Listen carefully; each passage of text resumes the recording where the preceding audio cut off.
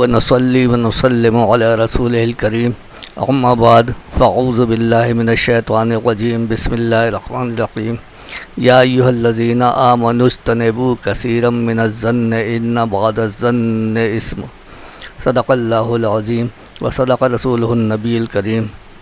آج کا دور فتنہ و فساد اور طرح طرح کی تباہی اور بربادی کا دور ہے۔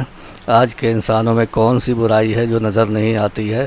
آج کا مسلمان قسم قسم کے گناہوں میں مبتلا نظر آ رہا ہے۔ اللہ تعالیٰ سورہ حجرات کی آیت نمبر 12 میں فرماتا ہے یا ایھا الذین آمنوا اجتنبوا کثیرا من الظن ان بعض الظن اثم۔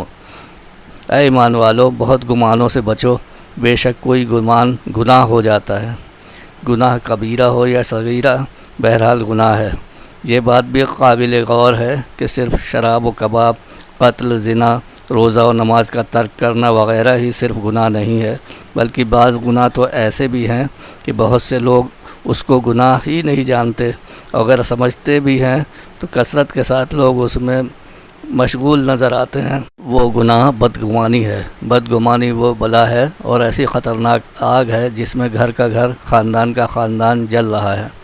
بدگمانی کی تعریف: بلا دلیل دوسرے کے برے ہونے کا دل میں پختہ یقین کر لینا بدگمانی ہے۔ اگر دل میں برا گمان آیا اور اس گمان کو فوراً جھٹک دیا اور زبان سے کچھ نہ کہا تو یہ گناہ نہیں۔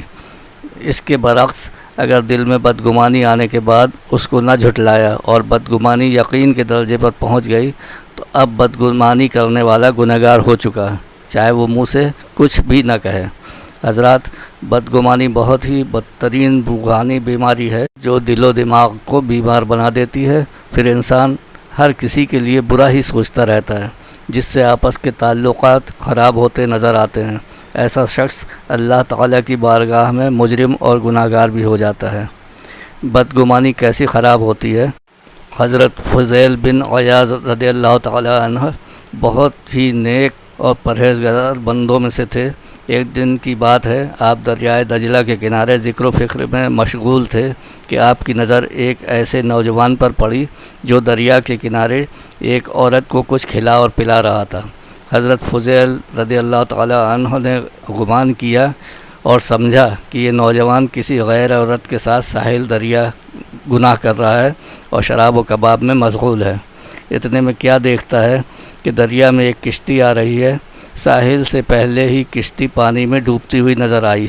اس کشتی میں 5 لوگ سوار تھے، سب ڈوبنے لگے۔ وہ نوجوان جو عورت کے ساتھ تھا جلدی سے دریا میں کود کر 3 لوگوں کی جان بچا لی۔ ابھی باقی 2 لوگ پانی میں غوطہ کھا رہے تھے۔ وہ نوجوان حضرت فضیل بن عیاض رضی اللہ تعالی عنہ سے مخاطب ہو کر کہنے لگا، اے فضیل، تم تو نیک اور پارسا ہو اور میں تو ایک گنہگار اور خطا کار ہوں۔ میں نے 3 بندوں کی جان بچائی، اب تم 2 کی بچا لو۔ پھر جلدی سے وہ نوجوان دریا میں جا کر ان 2 لوگوں کو بھی بچا کر باہر نکال لایا۔ اب حضرت فضیل سمجھے کہ جس کو میں نے شرابی اور گنہگار گمان کیا تھا وہ تو اللہ تعالیٰ کا نیک و مقبول بندہ ہے۔ اس مقبول شخص نے حضرت فضیل رضی اللہ تعالیٰ عنہ سے مخاطب ہو کر کہا، اے فضیل، میرے لیے آپ کے دل میں جو بدگمانی ہوئی ہے اس سے توبہ کر لیجئے، میں معاف کرتا ہوں، اللہ تعالیٰ بھی آپ کو معاف فرمائے۔ اے فضیل، میں حج بیت اللہ کے لیے اپنی والدہ ماجدہ کو اپنے کندھے پر بٹھا کر لے گیا تھا۔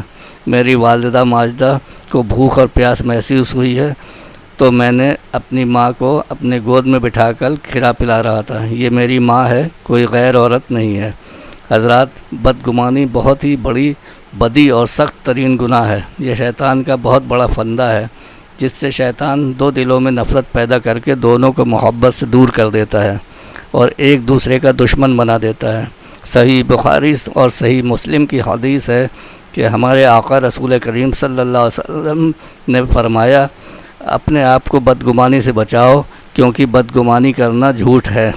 بچنے کا آسان طریقہ: حضرت محمد امام غزالی رحمۃ اللہ علیہ فرماتے ہیں کہ جب تمہارے دل میں کسی کے لیے بدگمانی آئے تو تمہیں چاہیے کہ اس شخص کی آؤ بھگت میں اضافہ کر دو اور اس کے لیے خوب دعائے خیر بھی کرو، کیونکہ یہ چیزیں شیطان کو غصہ دلاتی ہیں، اس سے شیطان دور بھاگتا ہے۔